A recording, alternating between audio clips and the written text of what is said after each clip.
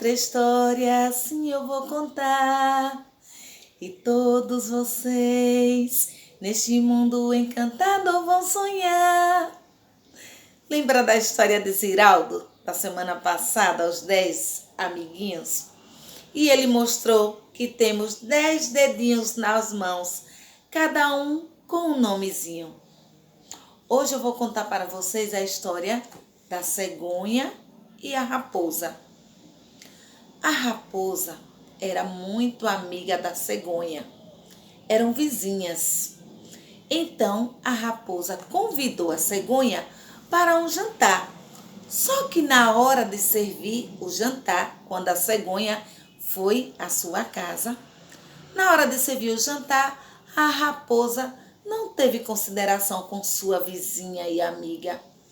Preparou uma sopa e colocou em 2 pratos rasos. E aí a cegonha só conseguia mesmo molhar o bico com sua dificuldade. Com muita dificuldade ela não conseguiu comer a sopa. E a cegonha e a raposa comia a sopa na maior facilidade e dizia: "Ah, cegonha, não está gostando da comida? Está deliciosa." E comia lambendo os beiços. E dizia para ela: "Lamento porque você não consegue comer a minha sopa. Eu acho que você não gostou." Aí a cegonha falou para ela: "De jeito nenhum. A sopa está uma maravilha. E, em retribuição, espero que a senhora vá me fazer uma visita amanhã, que eu também lhe prepararei uma sopa deliciosa." E assim aconteceu. No outro dia, a cegonha preparou também uma sopa na sua casa. E quando a raposa chegou, ela colocou a cegonha em retribuição. A raposa colocou também, fez a sopa e colocou em um jarro com um bico bem estreito. A raposa subiu no banco, tentou de todas as maneiras comer a sopa que estava dentro do vaso e ela não conseguiu, só mesmo lamber as bordas do vaso, enquanto que a cegonha, com o seu bico comprido, conseguia comer a sopa até o fundo da jarra. E a cegonha disse: "Tá vendo, amiga raposa? Nem vou lhe pedir desculpa, só estou retribuindo. Veja, você agora está sentindo no seu próprio estômago o que eu senti na sua casa. Quem com ferros fere, com ferro será ferido."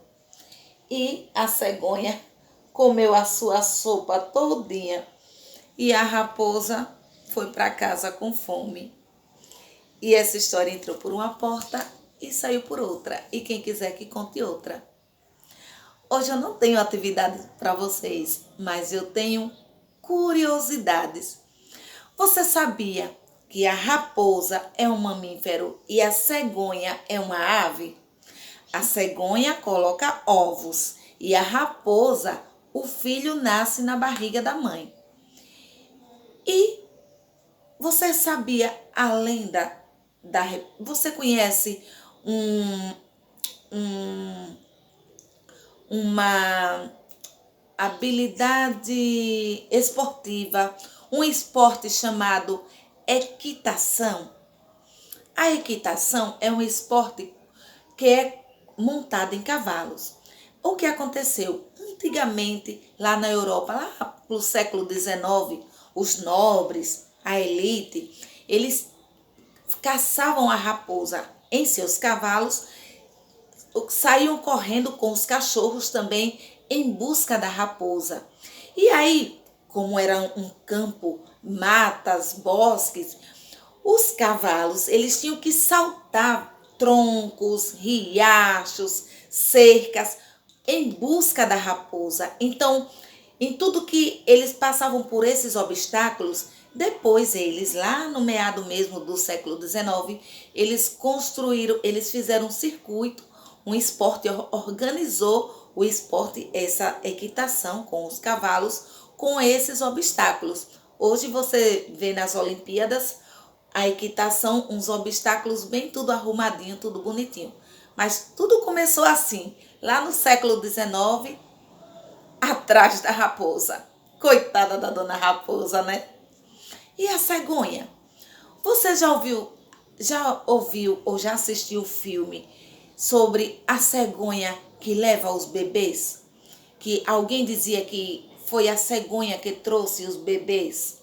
Já ouviu falar nisso?